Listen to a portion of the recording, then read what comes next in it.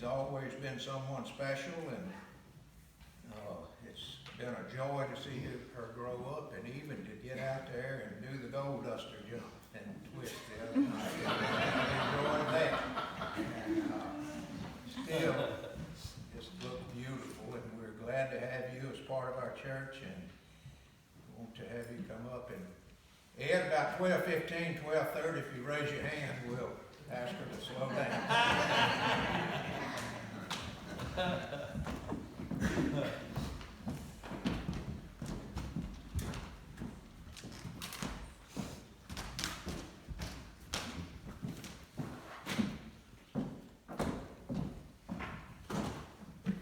was wondering if I need to turn this on, or can y'all hear me in the back? Okay.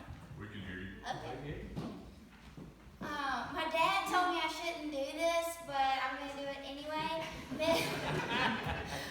Miss Holly, I don't know if you got the best person to come up here and do this, because this morning, when Lance was writing out a check to the church from us, he said, how do you spell tide? And I said, T-I-D. And Lord have mercy, I've been writing my checks that way for 5 years, so nobody told me, okay? So roll tide on that.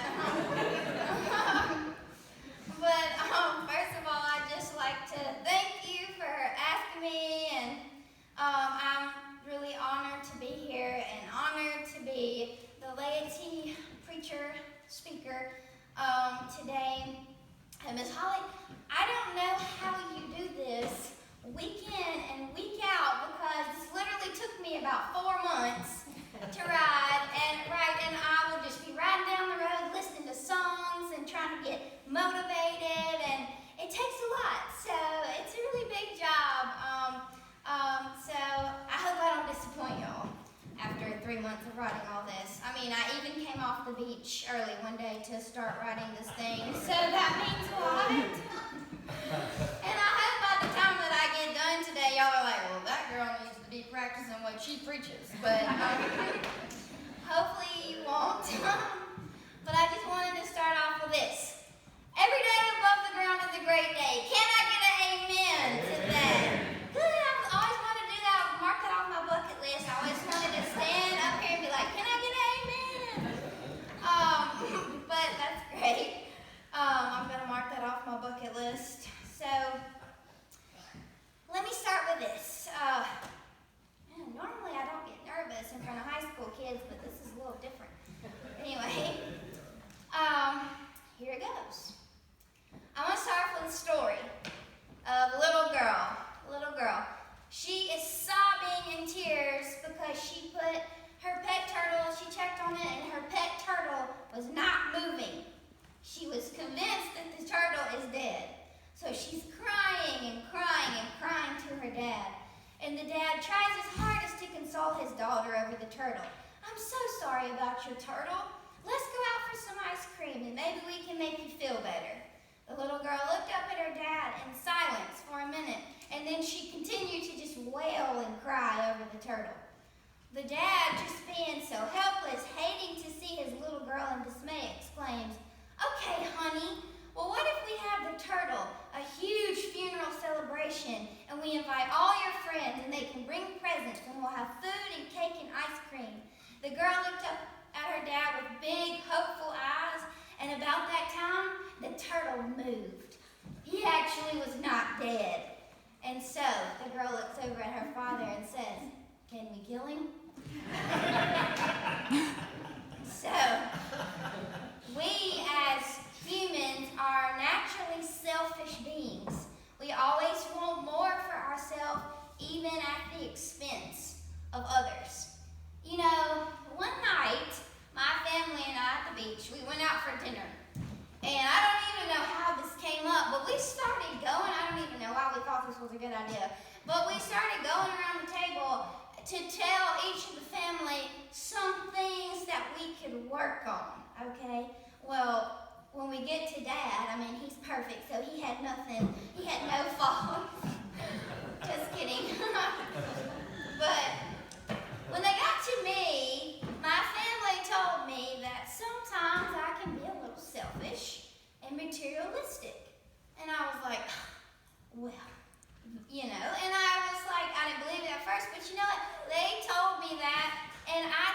to heart, and I started thinking about it. I started thinking about it a lot. And by the way, we're really not a crazy family.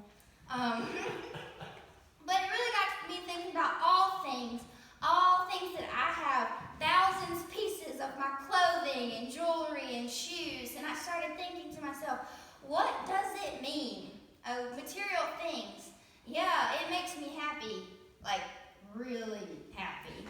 But what does it mean in the big scheme of things, like in the world? Nothing. And it took me a long time to see that. I was really blessed to receive a job as a career coach 9 months after graduating college. And that's not actually what I intended to do with my life, but it's funny how God can put things into perspective. I loved my job as a career coach, but I've always just fiended over clothes for some reason. I won't go into a lot of detail about how I got the job and how the job was, but against all my hopes and dreams, I was miserable at my dream job in fashion. Every single day that I was at my job in fashion, I would think about my students as I was working with t-shirts and clothes. Every day I thought to myself, I'm not doing anything to make the world a better place. These are just t-shirts. They're just clothes. With my old job as a career coach, I had the opportunity to change lives daily, to help students with their future, even if it was just the smallest thing. It's funny how things work out, but Lance and I did get an opportunity to move back to Baldwin County, and I got my old job back. But I think that is what life in general is all about. It's about giving back, and it's about helping others. It's not always about you and what you have. Not just giving back through your job, but giving back through all things every day. Every day you can touch other people's lives just through kindness and caring. Proverbs 11:16-17. A kind-hearted woman gains honor, but ruthless men only gain wealth. Those who are kind benefit themselves, but the cruel bring ruin on themselves. I went to Lance's state bar induction a couple years ago, and this quote from a Supreme Court justice has always stuck with me. He said, if you do everything for yourself, when you die, that will die with you. If you do everything for others, that will live on forever and ever. So touch through us, God. Be a teacher of God. Use us for your word. I want to tell you a story about the Golden Gate Bridge. The Golden Gate Bridge is a premier suicide venue in the United States.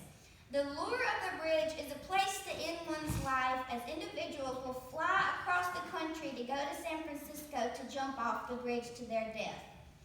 Mr. Hines described a struggle with severe bipolar disorder. It emerged in his teens and worsened over time. Unable to function, he withdrew from college and immediately took a bus to the Golden Gate Bridge. Like many people about to commit suicide, he was ambivalent about dying. He tarried the bridge, railing for about 40 minutes, trying to decide whether to go through his plan or to jump. A number of people walked by him, oblivious to his anguish, unaware of his life and death struggle. Mr. Hines told us that if someone would have just stopped and smiled at me and said, "Are you okay?" I would have begged them to help me. I would have told them everything, and I would have asked for help. In fact, somebody did stop and talk to him. It was a tourist who had asked Mr. Hines to take her picture. As she walked away, he felt more alone than ever. Nobody cares about me. And then he jumped. On the way down, he immediately changed his mind. And he remembered thinking, I want to live. Why am I doing this? And it was too late. Severely injured, he was saved, and he lived through some sea lion rescuers until they arrived. But it got me thinking. Sometimes it only takes a smile, a hello, a notion. You never know what other people are going through. I've learned this through the school system. I have had what basically some of you might recall, a perfect childhood, and I was so naive to the cruelness of the world and what a lot of our students right here go through every day. Some of our students will lose weight over Christmas break because they have no food. Everyone has a battle that you know nothing about. So be kind to everyone. People remember and cherish acts of kindness. Many of you don't know how a moment of kindness can change a person's life, just like Mr. Hines. People cherish kindness. And when you go the extra mile, kindness gives people hope. In Matthew 9:36 we read, "And seeing the multitudes, Jesus felt compassion for them." So love people. Many people are nice, but they just don't get their hands dirty. When your actions show evidence of a heart that truly cares, people take notice of your heart. Matthew 6:20-21. "But lay up for yourselves treasures in heaven, where neither moth nor rust destroys, and where thieves do not break in and steal. For where your treasure is, there your heart will be also." You won't remember about what people said or what people did, but you will always remember how somebody made you feel. We will all die one day, but we shall live every day while we're here on earth. So make it count. Make it worthwhile while you're here on earth. You can leave a feeling, your legacy here on earth, just as a person had once made you feel. As all tangible stuff will be left here and turned into dust one day, your legacy, if it's a good one, it will last. What kind of legacy will you leave? Or will you only leave possessions, monies, buildings behind? Be kind and love people. Some people will take advantage of you. Help people anyway. Some people will not appreciate what you did. Help people anyway. Some people will say you didn't help enough. Help people anyway. Help people not because of who they are, but because of who you are. Never let the actions of others dictate who you truly are and hinder your blessings. Personal experiences have taught me this valuable lesson, and sometimes it's not easy.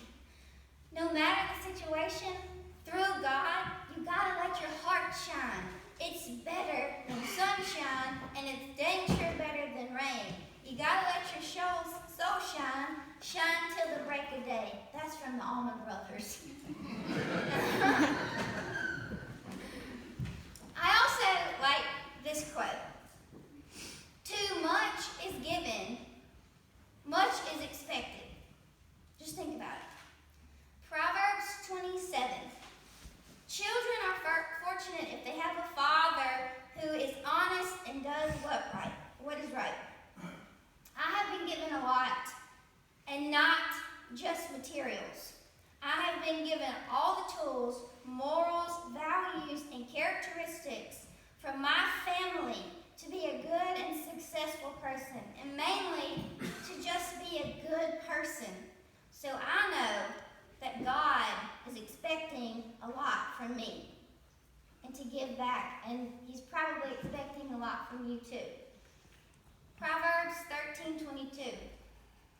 A good man leaves an inheritance to his children, a good legacy. I think that this verse means more than just leaving an inheritance to your children. I think it's much more than that. I think it's about leaving a legacy of purpose and generational fulfillment. An inheritance is not limited to money. It also includes godly character qualities like integrity and trustworthiness. They say love is more precious than gold. It can't be bought and it can't be sold. I got love enough to spare. That makes me a millionaire. That, my friends, is from Christo Stapleton. I get inspired by music. I want to leave you with this last story. The story of a third grade teacher. I heard this speaker at one of my career conferences, and it stuck with me, and I thought it was worth sharing. So there once was a little boy, and he was a third grade boy. He had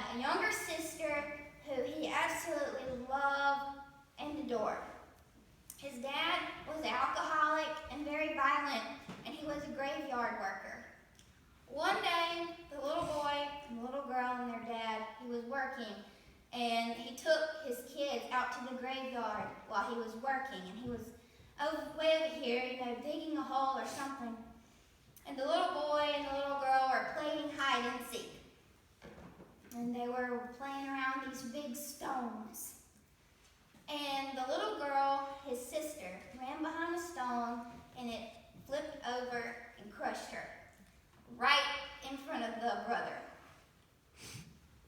He saw his sister die as a third grader. And he also had other things to deal with, whether his dad being alcoholic, not having enough food on the table. So over time, over the next couple weeks after his sister had died, he started pulling out his hair. And he started pulling out his eyelashes, because that's normally what a very anxious child will do.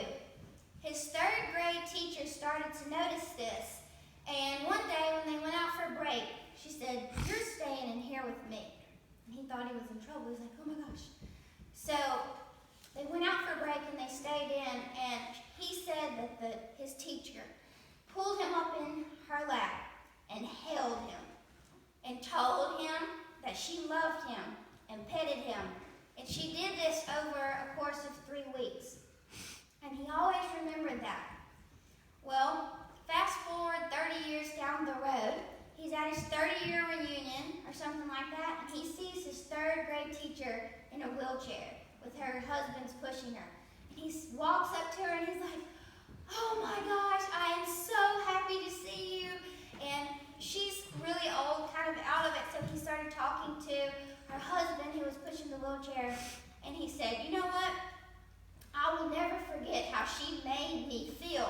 And some of the worst times of my life, how she made me feel. And she has really molded me into the person that I am today." And you know what her husband said? He said, "We can't go anywhere without somebody saying something like that to her about how she made somebody feel or changed somebody's life." He said, "We cannot even go out to dinner without somebody coming up to her and telling her something like this."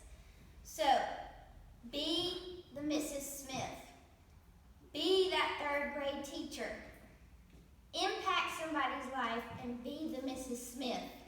It's all about having selflessness. We are reminded to live every day to the fullest. The meaning of your life is something that you create day after day with your own actions and thoughts. Live on the edge a little bit, embrace new challenges. Love others, love the ones who treat you right, and love the ones who don't. Give love without expecting it in return, and be selfless in your attitude towards others. Leave your legacy. Have you given much thought about your own? How do you hope your children, family, friends, and community will remember